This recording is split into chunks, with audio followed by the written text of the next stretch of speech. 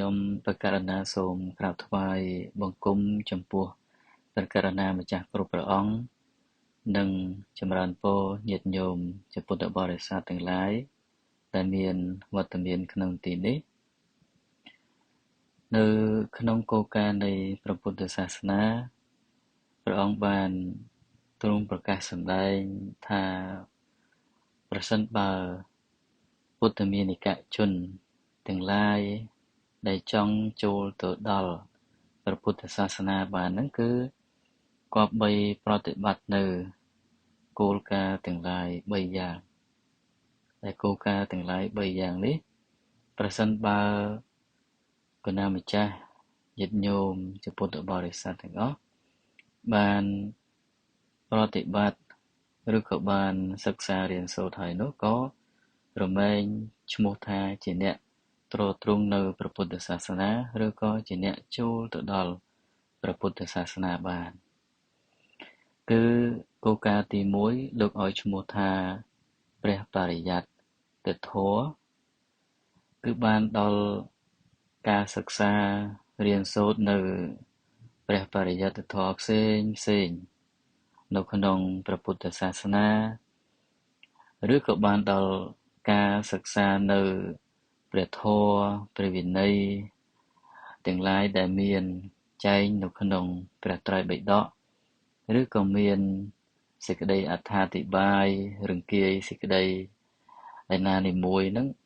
នៅក្នុងព្រះអត្ថកថាហ្នឹងគឺឲ្យបានយល់ច្បាស់ជាអាចនេះគឺជាគោលការណ៍ទី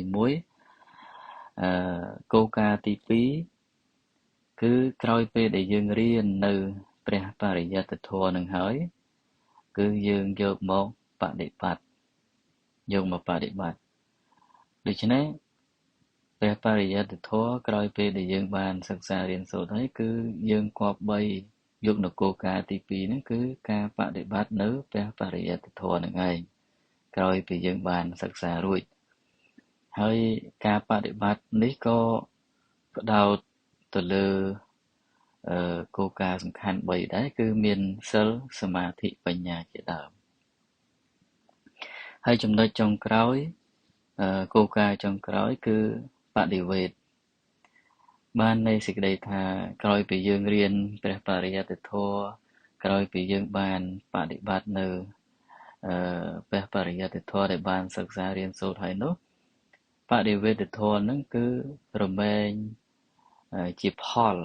ដែលកើតឡើងមានឡើងដោយត្រឹមត្រូវតាមមាគាព្រះពុទ្ធសាសនាហើយតែផលដែលអាចសម្រេចបាននោះមានឧទាហរណ៍ដូចជាព្រះពុទ្ធសាសនាលោកឲ្យឈ្មោះថាលោកុត្តរធម៌9ជាដើមនោះគឺបានដល់មគ្គ4ផល4និងនិព្វាន1ដូច្នេះ